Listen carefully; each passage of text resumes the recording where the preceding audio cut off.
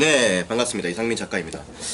자, 오늘 이야기할 거는 인생이 고난에 빠지면 책을 쓰고, 그리고 이제 인생에 돈이 많으면 마약에 빠진다, 뭐 이런 얘기를 할 건데, 고난에 빠지면 책을 쓰고 돈이 많으면 마약에 빠진다. 예. 책 쓰는 거는 좀 힘들어야 책 씁니다. 힘들어야. 등 따시고 배부르면 책 못 씁니다. 등 따시고 배부르면 책 못 써요. 좀 뭔가 힘들어야 돼. 마음의 긴장감이 좀 필요해. 탁 이렇게 움켜지는 이 긴장감, 이게 필요하다고. 이 팍 풀어지면은 책을 못 써. 그 제주도 가면 책 못 쓴다고 사실. 그리고 프랑스, 런던, 파리 이런 데 가면은 그 책 못 쓴다고. 왜냐면은 좋거든. 마음이 풀어진다고. 책을 잘 못 쓰게 됩니다. 책을 잘 쓰려고 그러면 좀 힘들어야 돼. 뭔가 좀 어렵고 힘든 그런 경험들이 사실 좀 필요한 겁니다. 필요한 거예요. 그래서 좀 힘이 좀 들어야 돼요. 힘이 좀 들어야 책을 이렇게 잘 쓰게 됩니다. 힘이 잘 들어요. 이게 좀 이게 좀 이렇게 있어가지고. 네. 그래서 힘이 조금 들어야 됩니다. 힘이 좀 들어야 되고, 예, 힘이 좀 들어야 되고. 죄송합니다. 이거 좀 카메라 많이 샀고 이거 코드 프로 샀고 맞죠? 아휴 참 그래요, 네. 예, 인생이 고난에 빠지면 그 책을 쓰고 인생이 돈이 많으면 마약에 빠진다. 여러분들 지금 그 뭐 마약에 대한 이야기들이 많은데 뭔가 좀 인생이 지루한 거지. 지루하니까 이 쾌락에 빠지는 거지. 예? 지루하고 이렇게 돈 많고 뭐 할 일 없고 이러니까 마약 빠지는 거지. 그리고 뭔가 허무하거든. 돈을 많이 벌었는데 뭔가 허무해. 왜? 돈을 많이 번다고 이렇게 사람이 좀 힘들었잖아. 보상 심리가 있거든. 근데 돈을 많이 벌어봤는데 실제로 뭐 별거 없거든. 돈 많이 몇백억 번다고 여러분 좋겠어요? 돈이 없는 상태에서는 아직 경험해보지 못했기 때문에 엄청나게 좋을 거라고 생각을 합니다. 한 달에 300만 원 벌다가 3천만 원 벌면 되게 좋을 거라 생각을 해. 그리고 한 달에 300 벌다가 한 달에 3억 벌면 되게 좋을 거라 생각해. 그리고 한 달에 30억 이렇게 벌면 되게 좋을 거라 생각하지. 물론 좋아. 누가 나쁘대. 하지만은 그게 다야. 돈 많다고 할 수 있는 그런 게 많이 없어요. 사실은. 집 사고, 차 사고, 여행 가고, 맛있는 거 먹고. 뭐 그 외에는 없다고. 많이 먹어봐야 살찌고 사실은.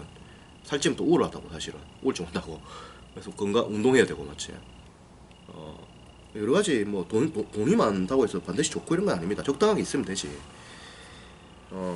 돈이 인생의 즐거움을 주는 건 아니거든. 그래서 돈이 너무 많은데 실제로 보니까 뭐 할 수 있는 그런 건 없고, 돈이 주는 쾌락에는 또 한계가 있고. 그러니까 이 약으로 강력한 어떤 이 마약이라는 게 강력한 거잖아 사실은. 강력한 어떤 충격을 주는 건데 이런 거에 빠지게 되는 거죠. 허무함을 달래기 위해서.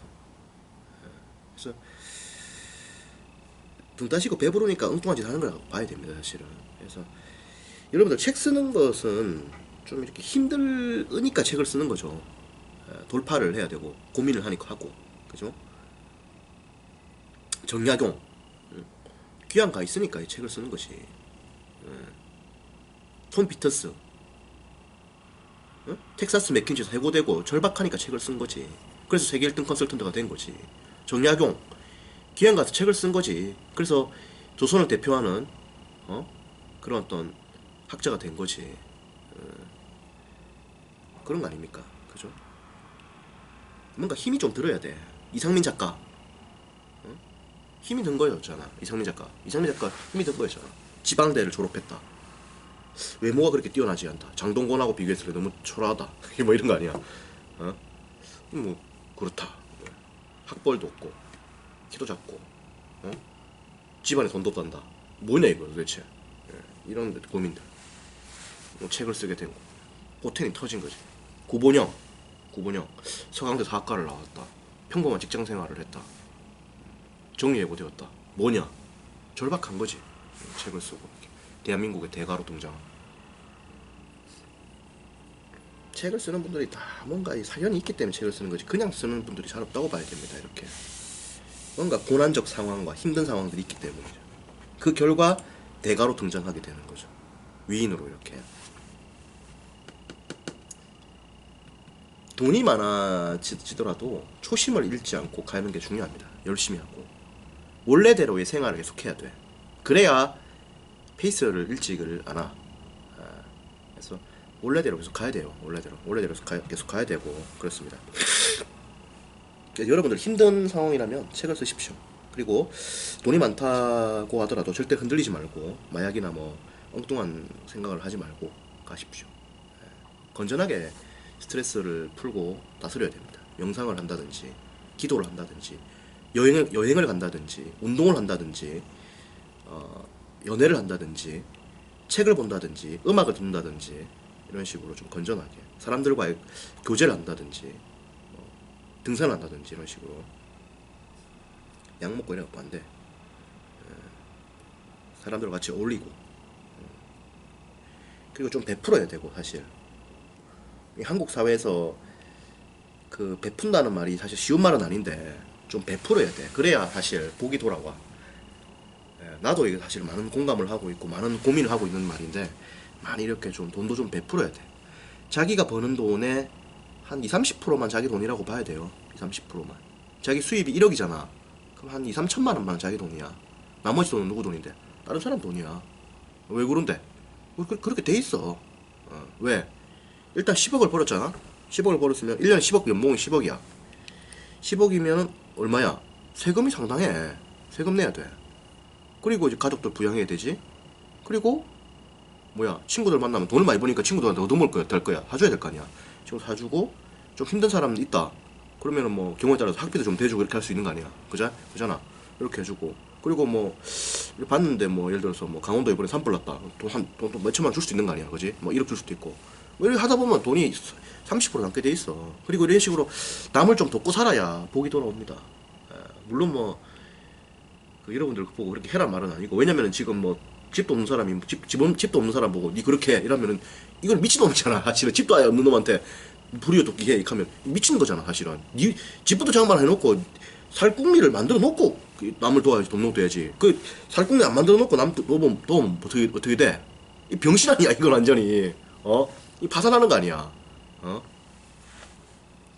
이런 거는 이제 정신병이라고 볼 수 있습니다. 이거는 이제 범죄에 가까운 겁니다. 이거는 사실 저거 집 식구도 못 먹어가지고 때거리 없는 놈이 뭐 남 도운다고 맨날 돌아다니고 지랄. 이거 미친 놈이죠. 이건 감옥 가야 됩니다. 완전히 이거는 사실 범죄적인 거죠. 사실은 이렇게 하면 안 되고 우선 자기 집부터 좀 사고 좀 이렇게 단돌이 좀 해놓고 나서 좀 이렇게 남을 좀 돕는 그런 것이 필요합니다. 그래서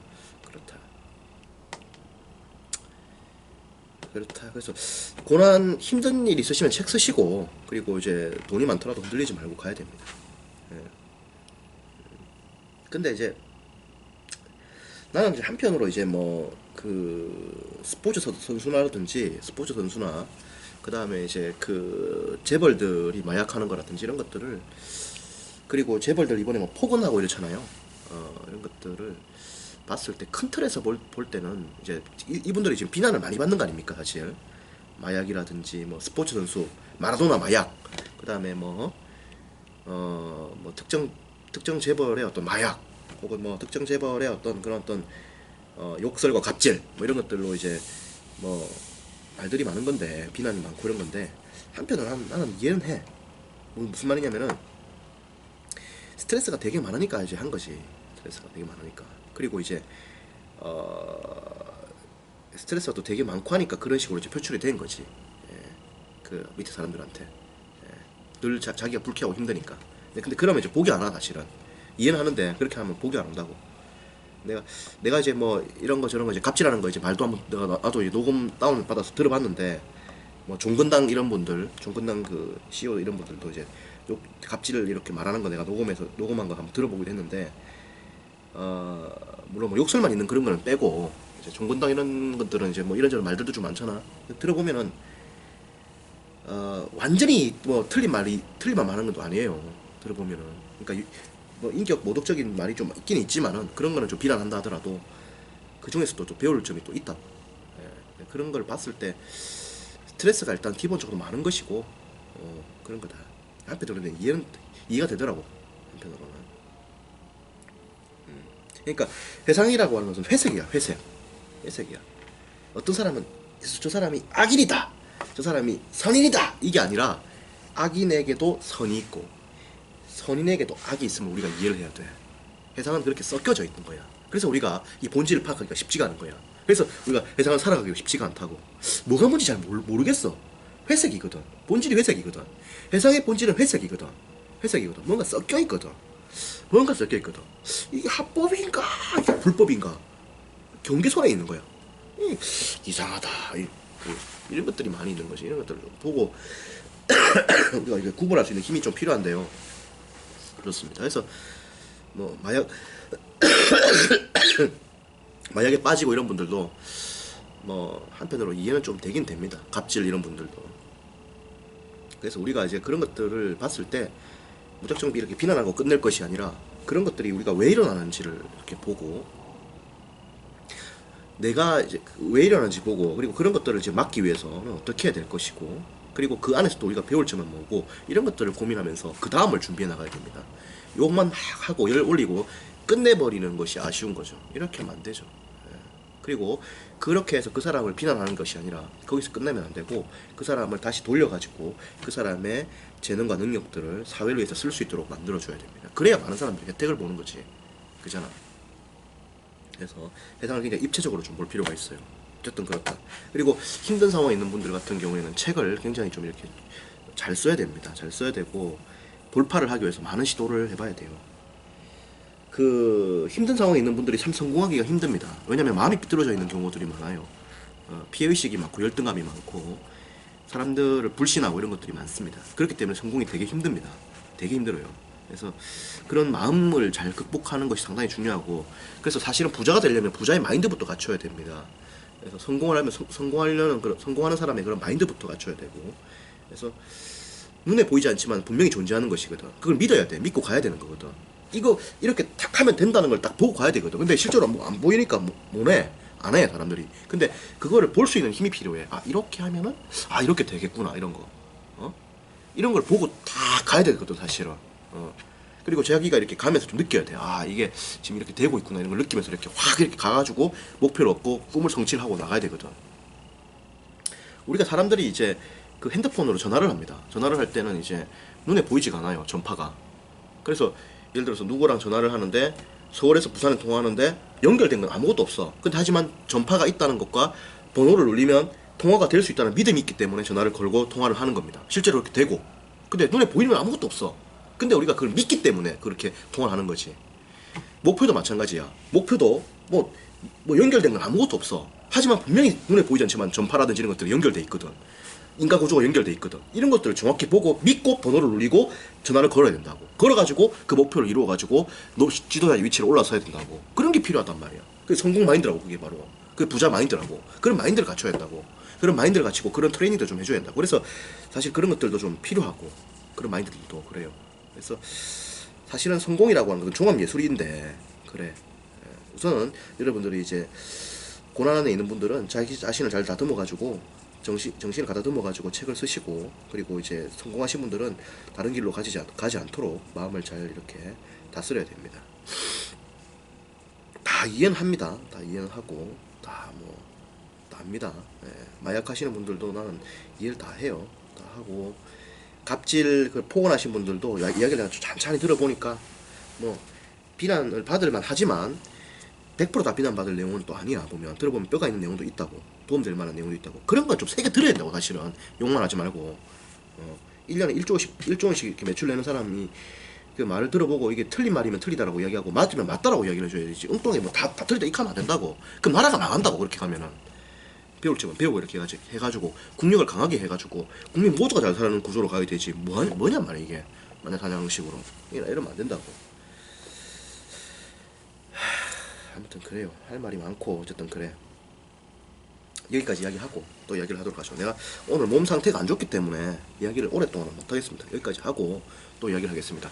이상민 책쓰기 연구소에서 또 만나도록 하죠. 네이버 카페 이상민 책쓰기 연구소에서 오시면 또 많은 이야기를 할 수 있습니다. 파이팅입니다.